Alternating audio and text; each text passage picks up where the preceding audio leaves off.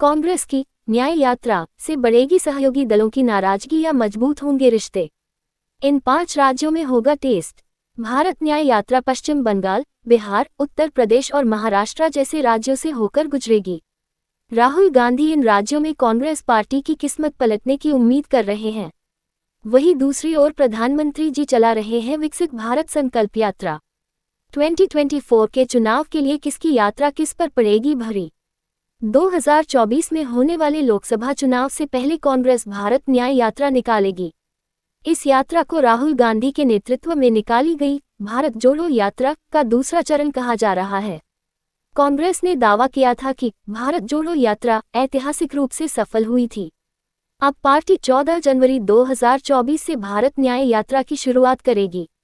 मणिपुर से मुंबई तक होने वाली इस यात्रा में कांग्रेस 6,200 किलोमीटर की दूरी तय करेगी। भारत न्याय यात्रा पश्चिम बंगाल, बिहार, उत्तर प्रदेश और महाराष्ट्र जैसे राज्यों से होकर गुजरेगी।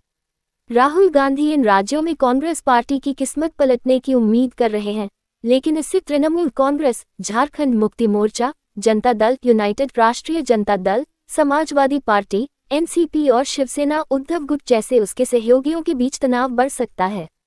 कयास ये भी लगाए जा रहे हैं कि इस यात्रा के बाद कांग्रेस की सहयोगी पार्टियों के साथ तालमेल और ज्यादा बेहतर हो सकता है। आइए जानते हैं कि जिन राज्यों से ये यात्रा निकलने वाली है, वहां स्थानीय पार्टियों का क्या रुख है।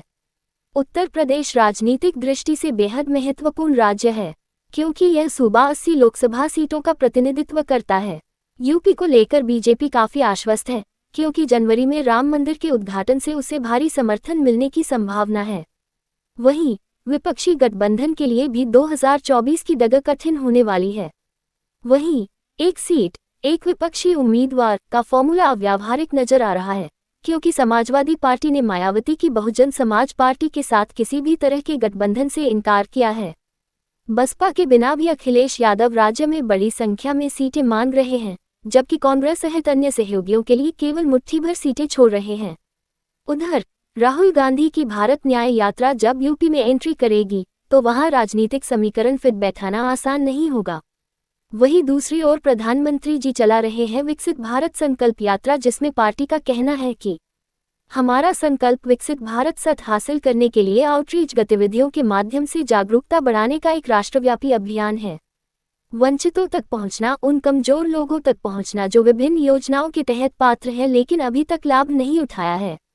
योजनाओं के बारे में जानकारी का प्रसार और जागरूकता पैदा करना, नागरिकों से सीखना, सरकारी योजनाओं के लाभार्थियों के साथ उनकी व्यक्तिगत कहानियों, अनुभव साझा करने के माध्यम से बातचीत।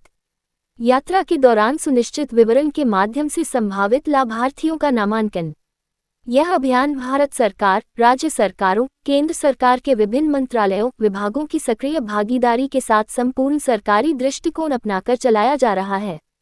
देश के नागरिकों के लाभ के लिए और विकसित भारत के दृष्टिकोण को साकार करने के लिए सभी संबंधित पक्षों की यथासंभव व्यापक भागीदारी सुनिश्चित करने के लिए संगठन और संस्थान। देखते हैं कौन सी यात्रा कितनी काम आती है भारत की जनता के लिए।